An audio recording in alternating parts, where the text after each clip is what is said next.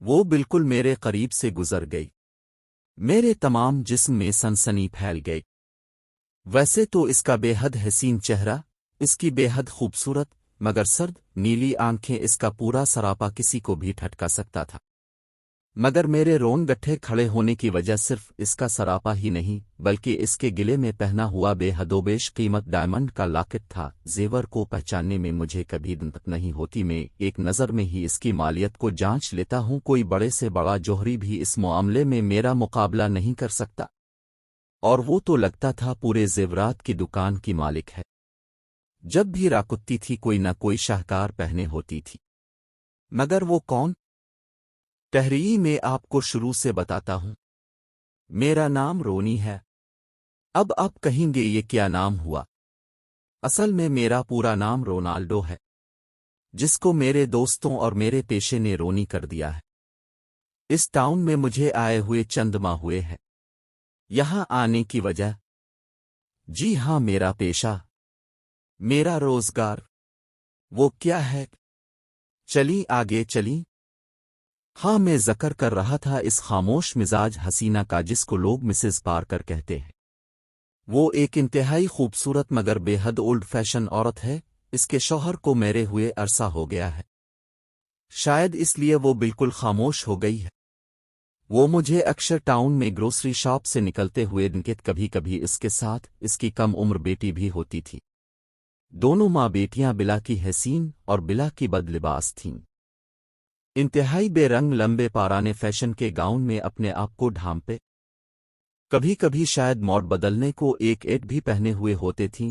ہاں، مگر زیورات، الفاف، دیکھیے پھر میرے تمام جسم میں لہر دوڑ گئی۔ انتہائی بیش قیمت، اور یہ واحد شوق تھا جو بیچاری اپنے شوہر کی موت کے بعد بھی اپنائے ہوئے تھی، ورنہ تو میں نے کبھی اس کے چہرے پر ہلکا سا میک اپ بھی نہیں دیکھا تھا۔ وہ زیادہ کہیں آتی جاتی تھی، نہ ہی اس کے گھر میں نے کسی کو آتے جاتے دیکھا تھا، یعنی میرے لیے ایک آئیڈیل سچویشن اپ نہیں سمجھے۔ خیر، آگے چلتے ہیں۔ ہاں، تو میں بتا رہا تھا کہ اس ٹاؤن میں مجھے آئے ہوئے چند ماہ ہوئے ہیں، میں تلاش روزگار میں آیا ہوں۔ ایک امید بندھی ہے مسز پارکر کی صورت میں، اور بس موقع کا انتظار ہے۔ میں کیا کرتا ہوں؟ چلی بتا ہی دیتا ہوں۔ اب مجھے چور، ڈاکو، لاٹیرا اور ہاں اگر ضرورت پڑ جائے تو قاتل بھی کہہ سکتے ہیں۔ ویسے خون خرابہ مجھے پسند نہ ہے، لیکن اگر ضرورت پڑ جائے تو میں ایک بھیڑیا ثابت ہو جاتا ہوں۔ آج کئی ماہ کے انتظار کے بعد ایک آئیڈیل سچویشن میرے حساب سے پیدا ہو گئی تھی۔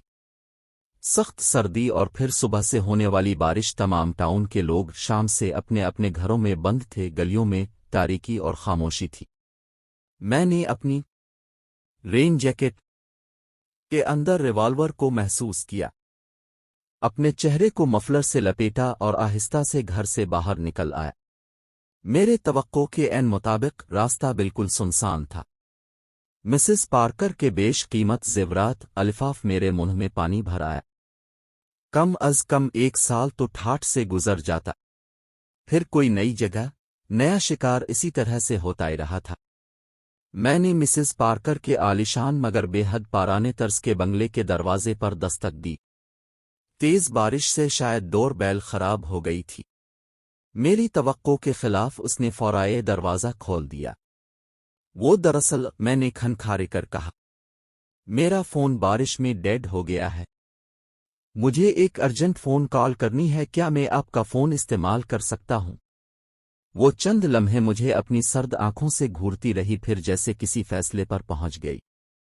ٹھیک ہے، اندر آ جاؤ۔ میں نے ایک بار پھر اپنی جیکٹ میں رکھے ریوالور کو محسوس کیا۔ سیدھے چلے جاؤ۔